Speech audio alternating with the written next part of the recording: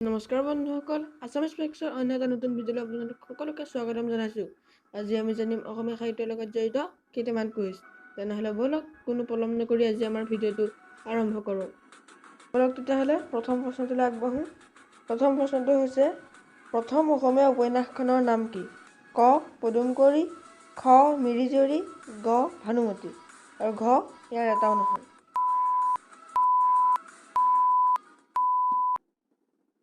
উত্তৰটো হৈছে গ ভানুমতী।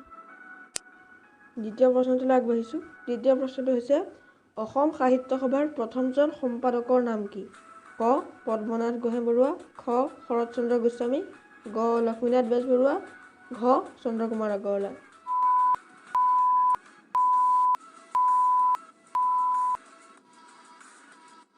উত্তৰটো হৈছে খ শৰৎচন্দ্ৰ গোস্বামী। তৃতীয় প্ৰশ্নটো হৈছে, কোনজন বিখ্যাত অসমীয়া সাহিত্যিকৰ ছদ্মনাম অজগৰ? অপশ্যনকেইটা হৈছে ক ইমৰান শ্বাহ, খ ৰংবং তেৰাক, গ হোমেন বৰগোহাঁই, ঘ চৈয়দ আব্দুল মালিক।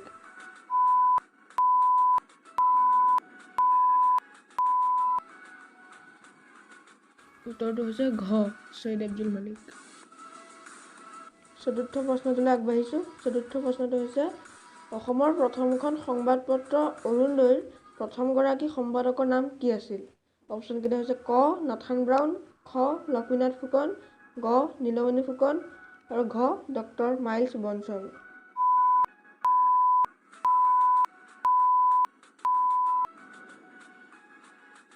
উত্তৰটো হৈছে ক নাথান ব্ৰাউন। পঞ্চম প্ৰশ্নটোলৈ আগবাঢ়িছোঁ। পঞ্চম প্ৰশ্নটো হৈছে, প্ৰথম অসমীয়া শিশু আলোচনীখনৰ নাম কি?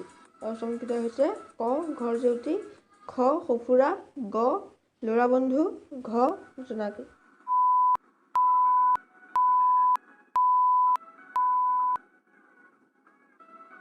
উত্তৰটো হৈছে গ ল'ৰা বন্ধু।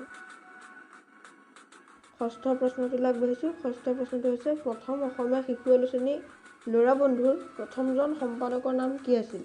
অপশ্যনকেইটা হৈছে ক লক্ষ্মীনাথ বেজবৰুৱা, খ কৰুণাভিৰাম বৰুৱা, গ হেম বৰুৱা আৰু ঘ গুণাভিৰাম বৰুৱা।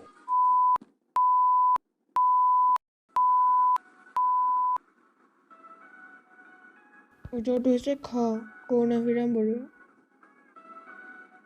সপ্তম প্ৰশ্নটো হৈছে, জ্ঞানপীঠ বঁটা বিজয়ী প্ৰথমজন অসমীয়া সাহিত্যিকৰ নাম কি? অপশ্যনকেইটা কৈছোঁ। অপশ্যনকেইটা হৈছে ক যতীন্দ্ৰনাথ দুৱৰা, খ মামণি ৰয়ছম গোস্বামী, গ বীৰেন্দ্ৰ কুমাৰ ভট্টাচাৰ্য আৰু ঘ হেম বৰুৱা।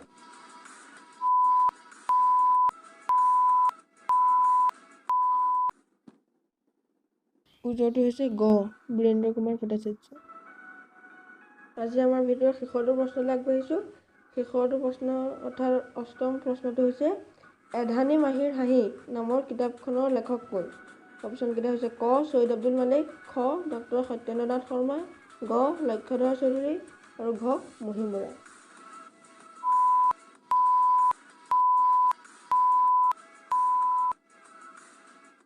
উত্তৰটো হৈছে ঘ মহিম বৰা। যদি মোৰ ভিডিঅ'টো চাই ভাল লাগিলে তেনেহ'লে লাইক কৰিব, শ্বেয়াৰ কৰিব আৰু মোৰ চেনেলটো ছাবস্ক্ৰাইব কৰিবলৈ একেবাৰে নাপাহৰিব।